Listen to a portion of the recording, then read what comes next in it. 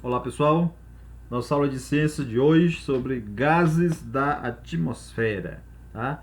Então, a atmosfera é uma camada de gases que envolve todo o planeta, tá? A imagem aqui, né, de abertura do nosso livro, tá certo? Ela traz aí, tá certo? É, a figura aí de uma bola, né, de futebol, para que a gente possa entender, certo? Que dentro dessa bola foi colocado aí ar, né, que são exatamente gases, certo? Que esses gases ocupam um lugar no espaço, foi capaz de encher a bola. Então é uma comprovação que os gases existem. Você não pode ver, mas eles existem, tá? Eles existem, né? Tem volume, inclusive massa também, uma massa pequena, mas eles têm, tá? É, eu quero aqui, né, orientar, tá certo? Uma experiência, tá certo? Onde você vai fazer em casa, tá certo? Cada aluno deve fazer essa experiência em casa, tá aqui, ó. Experiência da vela, tá certo? Você vai acender a vela, tá? E colocar um copo cobrindo toda a vela e observar com o passar do tempo o que acontece, tá? E propor uma explicação, tá certo? Para esse fenômeno, tá bom? Algo simples, bem conhecido, mas que tem uma explicação científica bem interessante, tá bom? Então cada um deve fazer e me devolve, tá certo? Hoje não, você me devolve durante a semana, passa para o meu PV, tá? Iniciando aqui sobre o ar,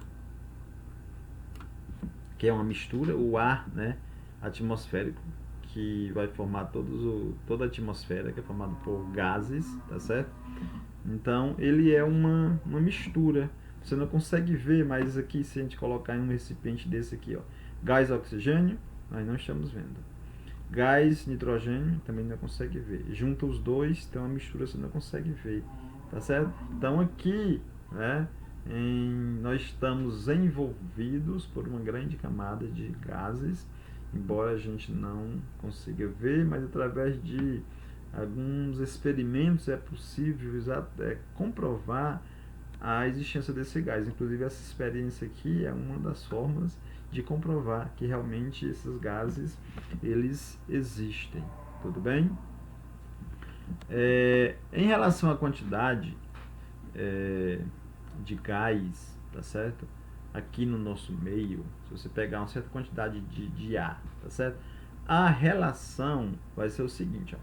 Se a gente considerar 100 garrafas de ar, certo? Se eu pegar o ar e for formar aí, colocar em 100 garrafas, colocando cada gás, né, cada tipo em garrafas diferentes. Nós vamos ter o seguinte, nós vamos ter 79 dessas 100, ó, vai ser gás nitrogênio. 21, ó, gás oxigênio. E apenas uma, tá? Certo? Que é formada por outros gases. Então aqui a gente pode concluir que 78% do ar atmosférico é de gás nitrogênio, 21% é de gás oxigênio e apenas 1% é que forma outros gases, tá certo? Então aí é a composição, tá certo? Do ar atmosférico, tá certo? Esses dois em maior quantidade, ó, tá certo? Certo? Então, apresentando aí essa composição, certo? O gás oxigênio, tá? Ele tem suas principais funções, inclusive função vital, certo? Ele é necessário, certo? Para a vida, para que o ser vivo possa sobreviver, na sua grande maioria precisa de oxigênio, tá certo? No seu processo respiratório. Então ele é, né, extremamente necessário, é vital, é necessário também para a combustão, para uma queima, certo? Vai ser necessário também, tá certo? o gás oxigênio, certo? Trazendo aqui uma imagem, eu vou deixar para que vocês, né, possam ler, tá certo? Do funcionamento do motor de um automóvel, como acontece, para que você possa observar a importância dos gases aí também, para que esse motor, certo, venha a funcionar, certo? Um pouco aqui sobre o gás carbônico. Lá numa atmosfera tem pequena quantidade, mas tem, tá certo? Então o gás carbônico, ele é um gás naturalmente presente na atmosfera do nosso planeta. Ele é fundamental para a vida dos vegetais, que utiliza no processo de produção do próprio alimento, a fotossíntese. Na fotossíntese dos vegetais, certo? Ele é extremamente necessário, assim como o oxigênio é vital para os seres humanos e a maioria dos outros seres vivos.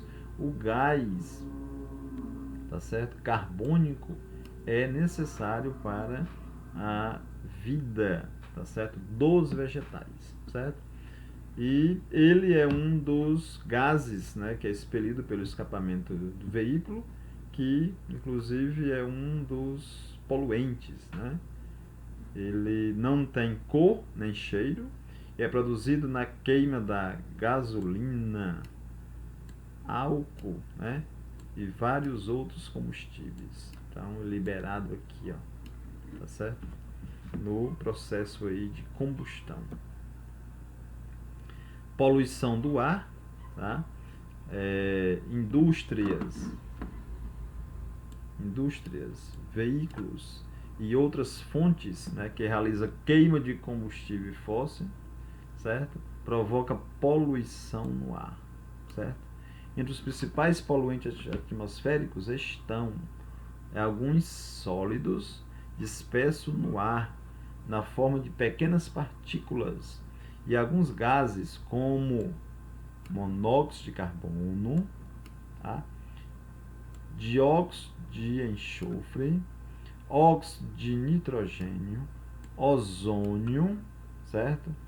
E vapores de gasolina e de diesel são os principais poluentes, tá? O gás carbônico ou dióxido de carbono é liberado na queima de combustíveis como gasolina, diesel, gás, lenha e carvão, certo? Ele não é venenoso, mas ele não é um gás venenoso na concentração em que existe atualmente na atmosfera. E é até mesmo essencial a fotossíntese, né, como eu já falei, certo? Então, a questão, certo, do gás, né, do gás carbônico, tá? Ele é essencial para os vegetais, mas ele participa aí da poluição atmosférica. Então, é necessário, certo, uma consciência, certo, ambiental, para que a gente possa reduzir, tá certo, a quantidade de gás carbônico. Na aula passada eu falei sobre o efeito estufa, né, nas últimas aulas, tá certo? Efeito estufa que pode causar o aquecimento global, certo? E que está bem diretamente ligado à questão da concentração de gás carbônico, tá certo? Na atmosfera, tá? Partículas sólidas em suspensão. As partículas sólidas que poluem o ar são lançadas nele, principalmente pela fumaça produzida nos incêndios florestais, ó, certo? E na queima de combustíveis em veículos e indústrias, né?